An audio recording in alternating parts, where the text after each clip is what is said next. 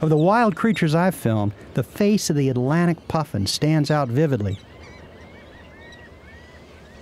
I'm David Brown, a producer and cameraman for the Cornell Lab of Ornithology. Atlantic puffins nest on Maine's eastern egg rock. They share the 7-acre island with laughing gulls, black guillemots, and nearly 1,400 pairs of common, Arctic, and endangered roseate terns.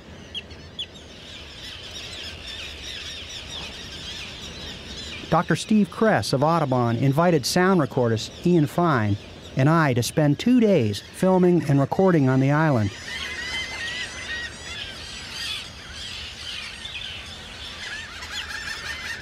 We had beautiful birds everywhere, but we had to focus on our primary goal, documenting puffins for the Cornell Lab's Museum of Animal Behavior.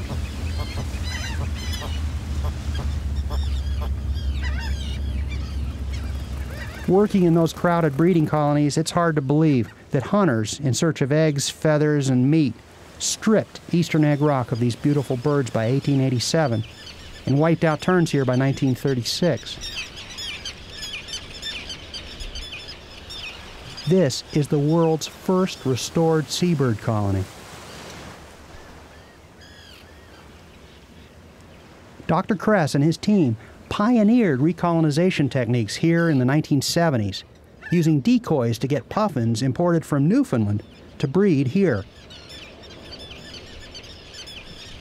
Decoys were also used to attract terns, along with audio recordings to simulate the shrieking chaos of an active tern colony. Terns nested on eastern egg rock in 1980, and 5 breeding puffin pairs nested in 1981 after nearly 100 years of absence. The methods developed here are now used worldwide to bring back lost seabird colonies.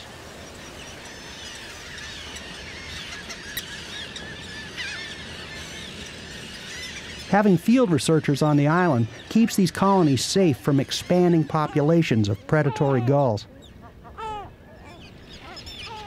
Only 4 to 5 of these researchers camp on eastern egg rock at a time.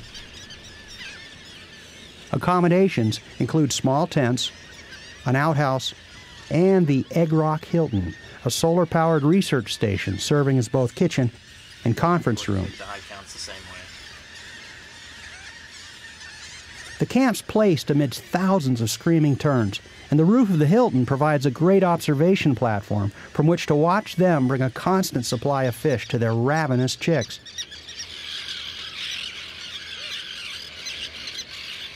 Researchers always leave camp as a group to reduce disturbance to the birds. They spend countless hours in blinds, observing and counting birds going about the serious business of producing and raising their young.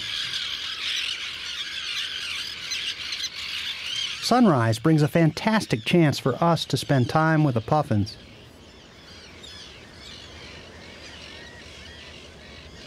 These numbers painted on granite boulders mark the burrows in which these monogamous birds raise young year after year.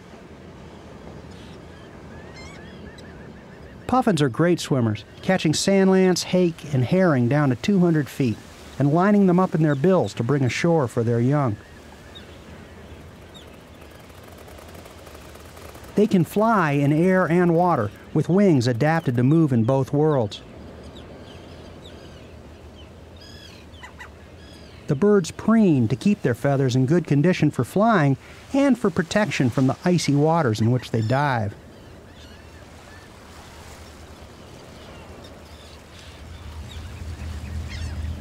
They make various social displays, such as head flicking, an abrupt toss of the head accompanied by a grunting sound.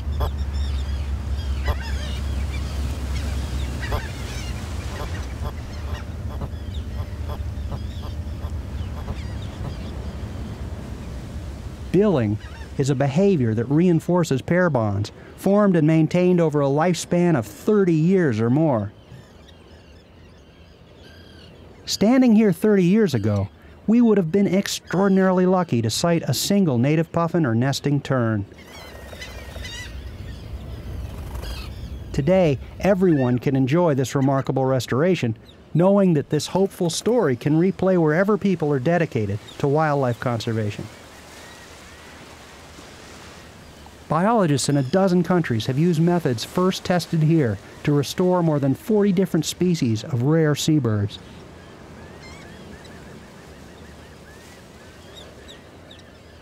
The effort of Steve Kress and Audubon's Project Puffin created the chance for these charismatic little birds to again be part of this ecosystem.